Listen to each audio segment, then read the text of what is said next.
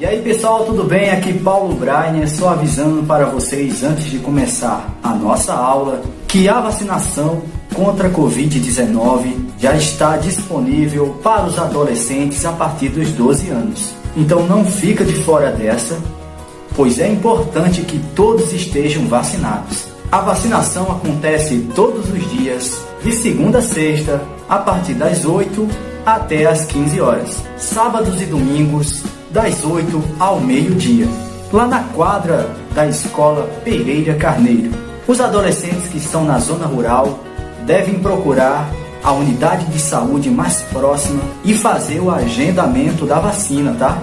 É importante que vá acompanhado de um responsável maior de 18 anos. Então, galera, tá esperando o quê? Vamos juntos combater esse vírus. Atenção, porque vai começar a aula de Geografia.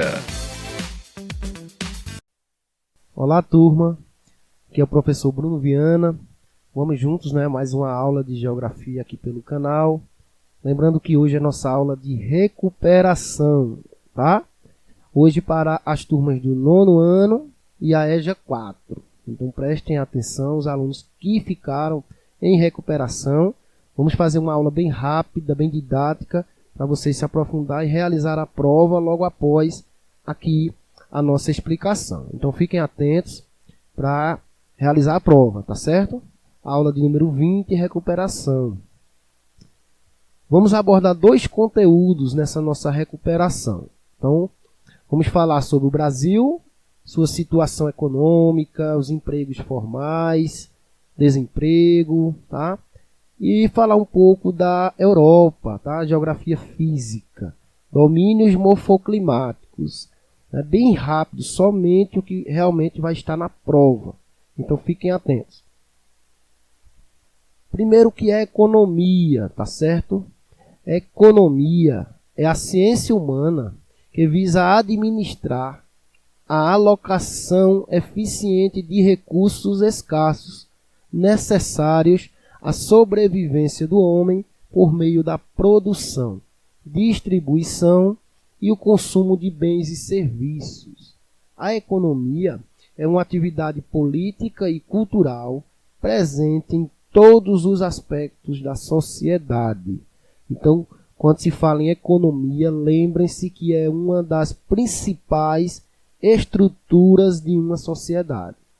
A sociedade não funciona sem a economia, tá? É a economia que vai gerar o lucro, o trabalho, o dinheiro, tudo vai estar envolvido aí nessa ciência humana, tá? Tão importante. Quais são as principais atividades econômicas no Brasil?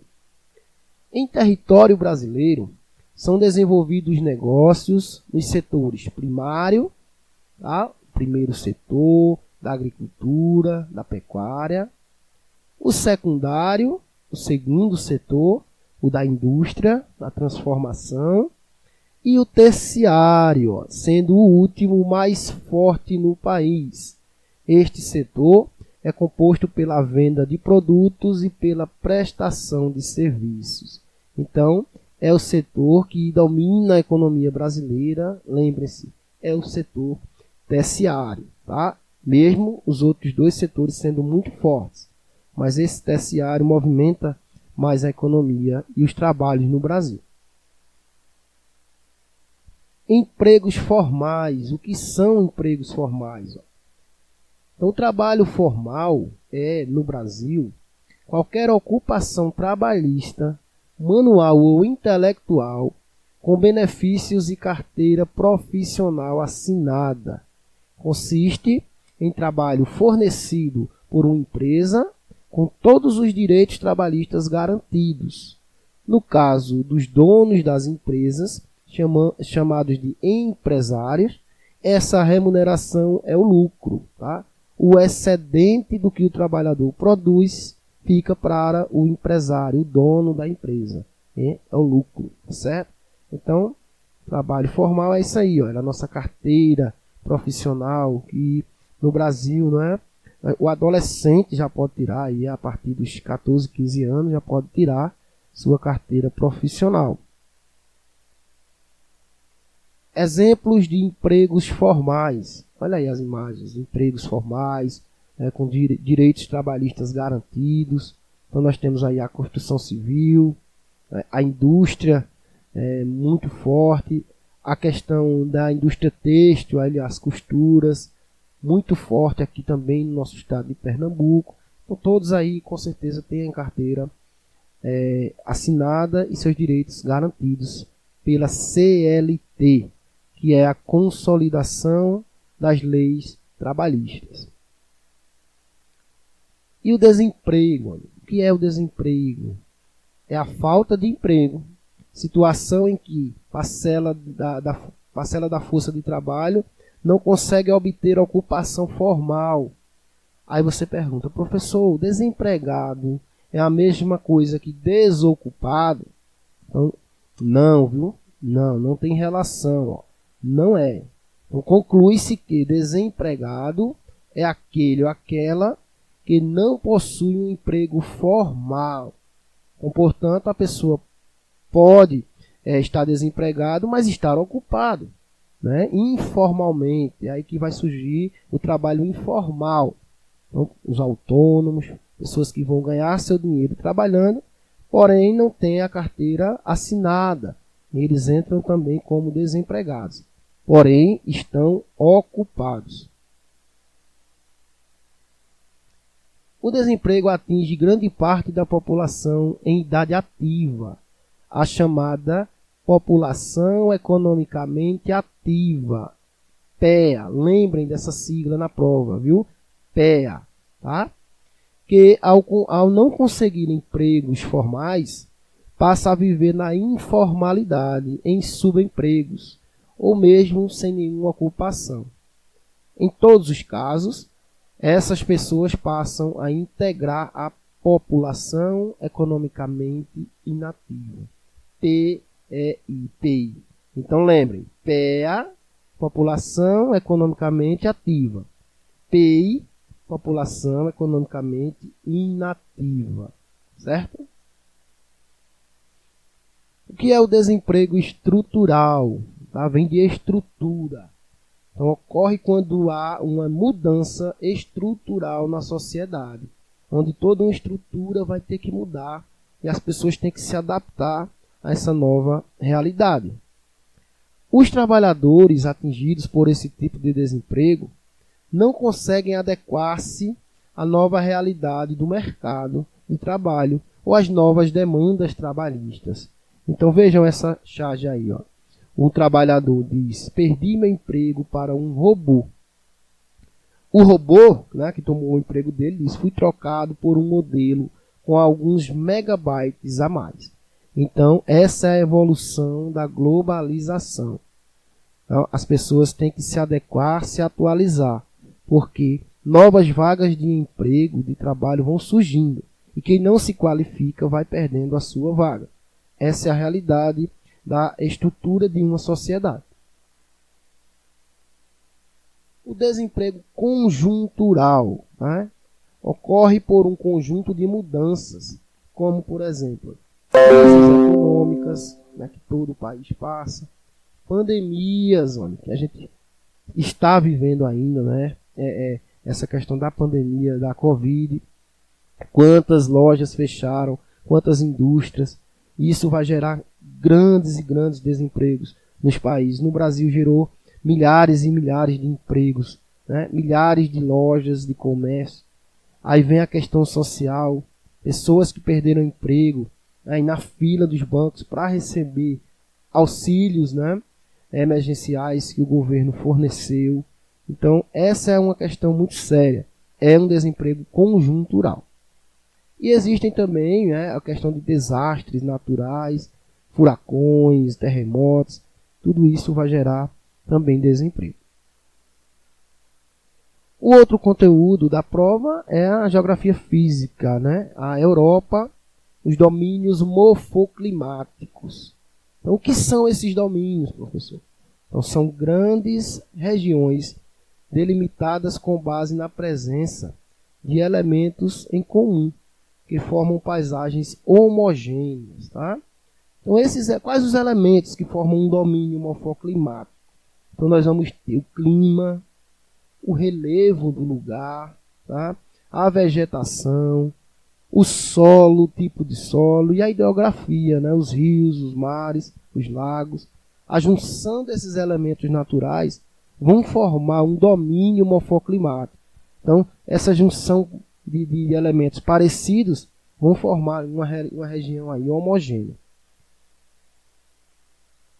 Aspectos geográficos da Europa. Então, um pouco do clima, no clima da Europa. O clima predominante na Europa é o temperado. Lembrem na prova, temperado.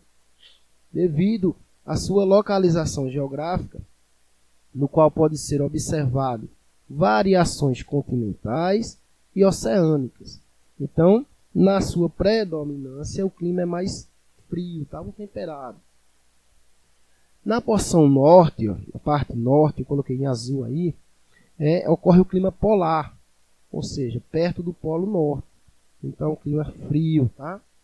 Na porção sul, aí, ó, em laranja, é o clima mediterrâneo, a parte sul da Europa, olha aí, ó, Espanha, Itália. Por quê? Porque são banhados pelo mar Mediterrâneo, tá? Em verde, no litoral ocidental, aí em verde, o clima é temperado oceânico. Por quê? Porque é banhado pelo Oceano Atlântico, então vai influenciar no clima.